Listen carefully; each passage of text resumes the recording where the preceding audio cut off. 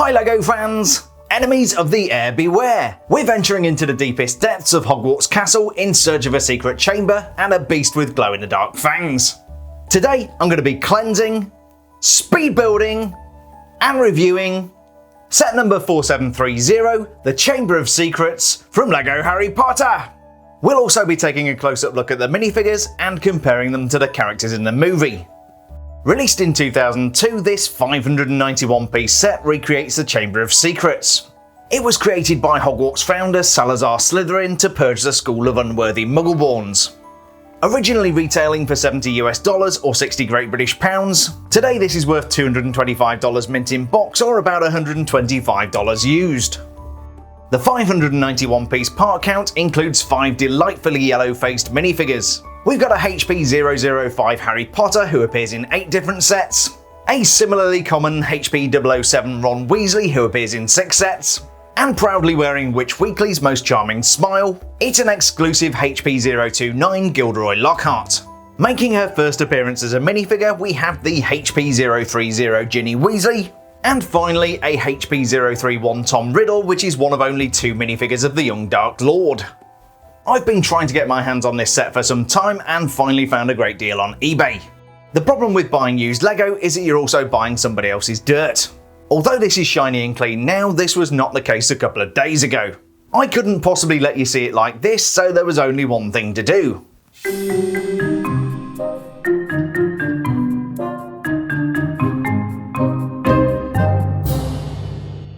When I'm cleaning LEGO, I use hot water and biological laundry detergent. It lifts off all the dirt and grime and makes the LEGO smell really nice. After combining hot water and detergent, dump in all of the pieces and give them a soak for a couple of hours. I give them a stir occasionally to loosen all the dust and grime. After giving the bricks a good rinse, they get dried out on a towel, but do take care of those small pieces. Those glow-in-the-dark basilisk fangs cost $10 each to replace, so you don't want to lose them down the sink. Now that we have a pile of clean and shiny bricks, it's time to put this beast back together. Sit back, relax, and enjoy a 90-second speed build!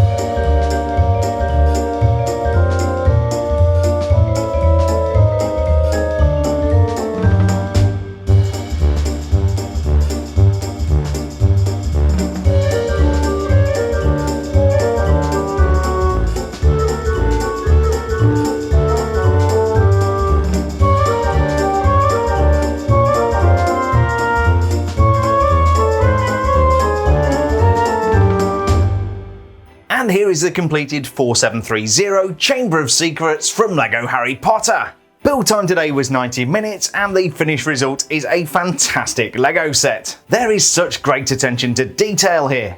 We have the face of Salazar Slytherin from which the basilisk emerges, Dumbledore's Phoenix Fawkes, a whole bunch of really cool printed pieces, and 5 minifigures we'll come back to later in the video. This thing is absolutely superb and I love the way it comes together to make the Chamber of Secrets. We really do have the elongated chamber here. The other really cool thing is that this is modular and you can take it apart. Allow me to demonstrate.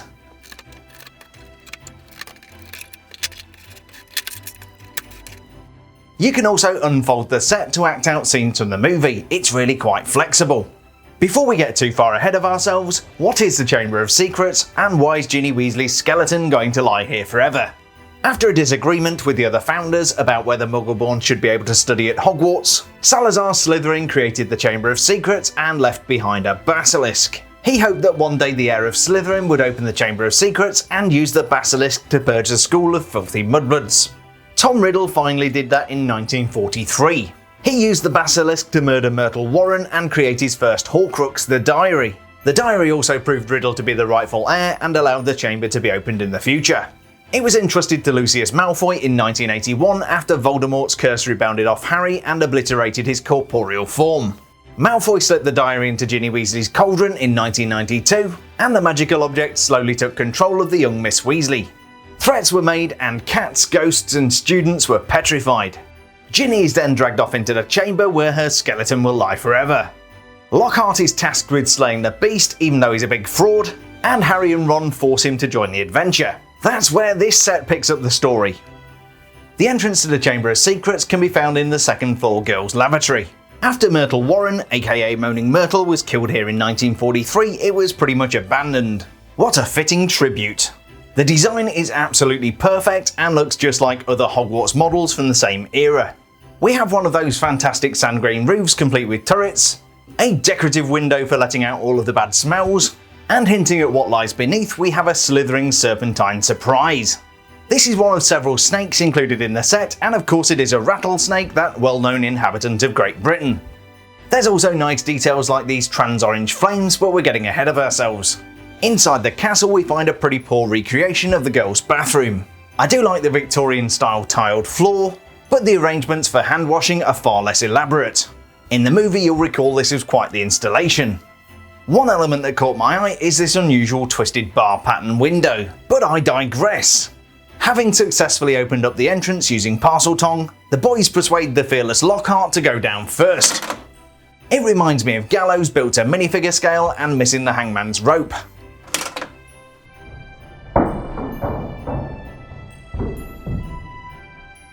Once they get to the bottom of the chamber, Lockhart shows his true character and steals Ron's spello-taped wand. The adventure ends here, boys. Say goodbye to your memories. Obliviate! The charm backfires and hits Lockhart, erasing his memory. It also causes a rockfall, separating the group and forcing Harry to go on alone. Harry finds a door and uses parcel tong to enter the Chamber of Secrets. Hey, assa! Here he finds Ginny close to death, clutching the diary of Tom Riddle. He also finds a material manifestation of the memory of Tom Riddle himself. Tom steals Harry's wand and then confesses to all the things he made Ginny do. I believe they also shared some hairstyling tips, but that only made it to the extended edition. Now before we get too carried away with the story, we do have this magnificent Chamber of Secrets to take a look at. The Chamber of Secrets is formed from 3 different builds which can be joined together. You can either have it open like this, or you can close it up to make it look like the real thing. The 2 sides look almost identical, but there are some key differences. I could imagine combining 2 of these sets to make an even bigger Chamber of Secrets. In the movie, each side of the Chamber of Secrets is lined with large statues of the basilisk. When it comes to the LEGO version, we have something very similar. We have these very striking printed panels which show the open mouth of a large snake. In total, we get 4 of these fantastic panels within the set. Also hung above the Chamber of Secrets, we have these printed serpentine shields. The chamber is also decorated with these particularly unusual elements. These are in fact the top half of an alligator's head. You can see the eyes there, the snout and the teeth, and if you look underneath you'll find a groove. In what surely must be an illegal build technique, the top of the alligator skulls just push onto these bars. In the centre of the chamber we have a pair of entwined snakes before what looks like a ceremonial altar. Here, illuminated by flames, we have a trans-clear chalice. Living up to its name, these printed panels actually open up to reveal some secrets. On the right hand side we have another one of Slytherin's slippery serpentine sidekicks. I did not make that in one take. And on the other side we have one of these really nice chrome swords. We'll come back to that a little bit later. As the chamber is buried deep underground, we don't really have a roof. What we do have is some sense of the supports that bear the weight of the castle. The set also comes with some turrets that we can mount on top. This one is the tallest of the 3 and comes with some very pleasing stained glass. This was made in 2002, which at the time of filming makes it 18 years old. Since this was made, the colour of dark grey has changed. This is old dark grey and this is new dark grey. If you have to replace any pieces, that can make life quite difficult. Perched high on the tower, keeping an eye on proceedings, we have one of these light grey owls. There's a turret towards the top of the tower which is topped off in sand green. While this half of the chamber may look the same, there are some differences. You won't find those differences up here, but we do have a repeat of some of those really nice elements. Up here you can also mount turret elements to make it look like Hogwarts Castle. These are pretty simple and mostly decorative rather than functional. This one, however, does have a mysterious 2x2 printed tile showing some kind of scroll. In the centre you can see where water is leaking into the chamber. That's going to be an expensive repair and you don't want to pay by the hour. Here we also find another rattlesnake because why not? And you can see the tunnel at the back where the water is leaking into the chamber. The decorative snake panels are exactly the same, but you will notice a handle mounted at the top. These enable the panels to be removed, revealing some secrets. Surprisingly, here we have a trans-neon yellow spider. It's surprising because this is the home of the basilisk and spiders are terrified of the big ugly snake. Removing the other panel reveals an old hat. Now if only we had a songbird to go along with it. Well, apparently we do! This impressive little guy is Fawkes, which is of course Dumbledore's phoenix.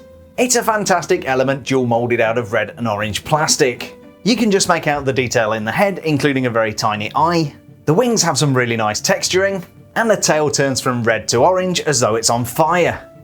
As Ginny's life ebbs away in the Chamber of Secrets, Fawkes swoops in, interrupting Tom Riddle's monologue. Harry's presented with what Riddle fails to recognise as the Sorting Hat. So this is what Dumbledore sends his great defender, a songbird and an old hat. Maybe Tom Riddle isn't as smart as he looks. After all, and somewhat ironically, the heir of Slytherin is actually a Muggle-born. Growing tired of all the shenanigans, Riddle decides it's time to summon the Basilisk. The Basilisk lives behind this rather convincing likeness of Salazar Slytherin. It's actually really cool and I love the way LEGO made his eyes. We also have some really nice layered curved pieces making up Salazar's beard. There is of course also fire because why not? Okay, so the thing we saw in the movie was a little bit more elaborate, but this is actually pretty darn good. Anyway, back to the parcel tongue.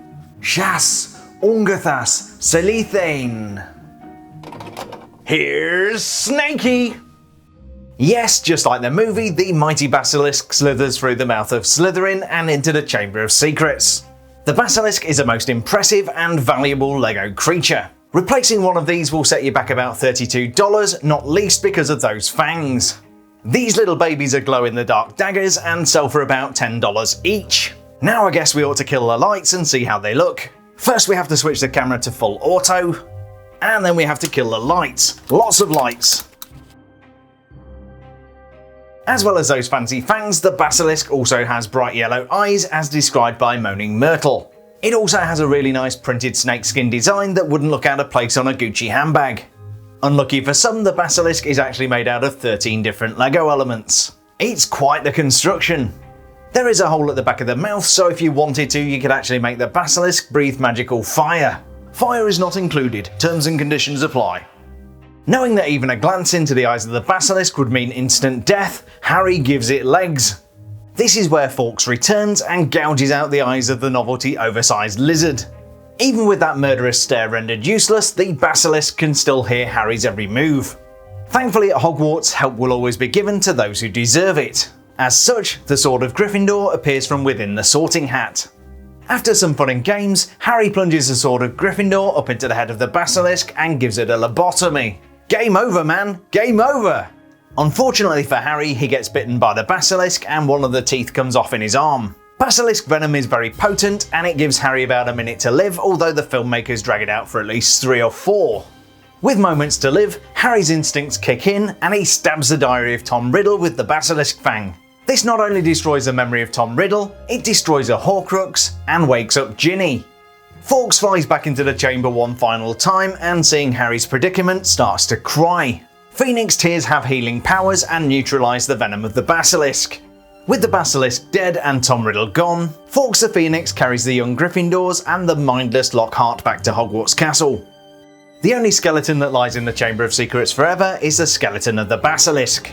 That of course becomes useful during the Battle of Hogwarts in Harry Potter and the Deathly Hallows. Okay, part 2 if you're watching the movie.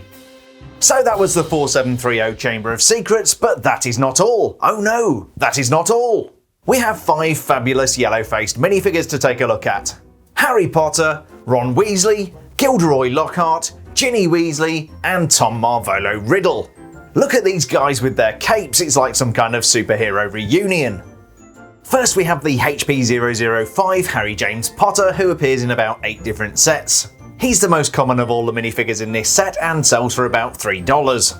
Leg printing wasn't really a thing back in 2002, so we just have the plain grey legs. The torso print shows Harry wearing a white shirt, Gryffindor tie, and Gryffindor school jumper. It's a very common torso print and was used for 5 minifigures in 15 different sets. One thing I do like about this is the gold metallic printing. The facial print and hair were used on countless early LEGO Harry Potter minifigures. We can see Harry's trademark glasses and also the lightning-shaped scar. Each of the young Gryffindors is wearing a black cape which is printed on the inside with stars and also a copyright symbol. Harry's cape is starting to show its age and is getting a little bit frayed. So how does this compare to the costume that Harry Potter wore in the movie? Not very well, it seems. The light grey used for the minifigure isn't really appropriate. This would have been much better on a dark grey, but I'm not even sure they had that back then. As you recall, dark grey was a different colour in 2002. The minifigure has the basic elements, but it just doesn't quite come together. That said, overall this is a pretty acceptable Harry Potter.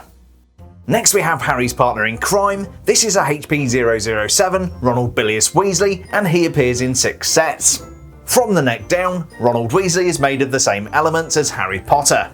Confirming this is a Weasley, we have the trademark red hair and freckles. LEGO also did a decent job with the contorted grin of Rupert Grint. Again, the minifigure doesn't really bear any resemblance to the costume worn by Ron in the movie. It's a decent Ron Weasley minifigure, but he's definitely not the most exciting character from the set. That accolade goes to Professor Gilderoy Lockhart, Order of Merlin 3rd Class. This is the HP029 version and is exclusive to this set. He's also the most valuable at about $14. The facial print shows him flashing a smile that won him the Witch Weekly's Most Charming Smile Award 5 times. The hair is a great choice for Lockhart with all of those waves. I love the scene in the movie where Harry and Ron catch Gilderoy trying to leave, and we find out that the perfect hair is actually a wig. Gilderoy's costume uses quite an unusual LEGO colour. This is actually sand red, which you don't see very often. The torso print shows Lockhart wearing an immaculately embroidered vest. You can also see the cravat he's wearing underneath. Unlike the other minifigures, this is actually a very good recreation of the costume in the movie. The colour is very close and so are the printed details. Although Lockhart was a very famous author because of his achievements, he was actually a complete fraud. The only thing Lockhart could do well was memory charms. He would find people who'd done something amazing, zap them with Obliviate, and take all of the credit. Getting back to the Gryffindors, we have a HP030 Ginevra Molly Weasley. This is the very first Ginny Weasley minifigure and appears in 2 sets, although one of those was just a collection of minifigures on sale in Japan. Ginny has the same torso, legs and cape as Ron and Harry. This limits her value somewhat and she sells for about $7. LEGO doesn't have a good track record when it comes to making Ginny Weasley minifigures. Other than the freckles and the red hair, this really does bear no resemblance to the character. Like Harry and Ron, the costume just doesn't match what we saw in the movie. Ginny's costume was dark grey and she was wearing a skirt, not pants. After Voldemort was defeated, Ginny actually became a professional Quidditch player for the Holyhead Harpies. At the time of filming, Ginny is actually now the sports editor for the Daily Prophet. Finally, we have the HP031 Tom Riddle. He only appeared in this set and the Japanese exclusive thing which nobody can find. The head with that cunning facial print is the only exclusive part for Tom Riddle. This time the uniform is from Slytherin House and this torso was used in 4 minifigures in 8 different sets. Like the Gryffindor uniform, we have some really nice metallic printing. Tom's cape is plain black with no printing. I guess they didn't have the ability to print the inside of capes back in 1943. Continuing a common theme, the light grey minifigure doesn't match what we see in the movie. Even Tom's uniform from the 1940s was a dark grey colour. I can't say the face and the hair really match the character, but LEGO definitely got one detail right. Like the Dark Lord that Tom becomes, the minifigure has no nose. This is the first of only 2 minifigures which depict Tom Riddle. The other one is an exclusive minifigure which comes with this book.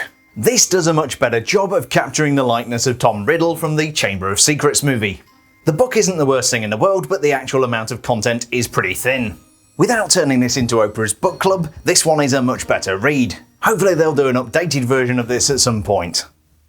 So that was set number 4730, The Chamber of Secrets from LEGO Harry Potter. Often with these early sets, the theming from the movie can be a little bit weak. In the case of this set, I think the designers did a great job. They managed to incorporate the Basilisk statues, and important story elements like Fawkes, the Sword of Gryffindor, and of course that fantastic Basilisk. I love the fact that we have a likeness of Salazar Slytherin for the serpent to slither through. The second floor girls' lavatory was a little bit weak, but I did enjoy the action feature. This set definitely exceeds my expectations, and I wish I'd bought it sooner. It's got so many cool elements, but above all, it's great for storytelling. I really enjoyed recreating these scenes from the Chamber of Secrets, and I hope you enjoyed the video as much as I did making it. If you did, a thumbs up is always appreciated, and don't forget to subscribe for more LEGO Harry Potter goodness. Also be sure to shout out in the comments which classic LEGO Harry Potter set you'd like me to review next. If you enjoyed this video, then be sure to check out the playlist on my channel which covers all of the classic LEGO Harry Potter sets. Thanks a million for checking out today's review, stay safe, and we'll see you on the next build video.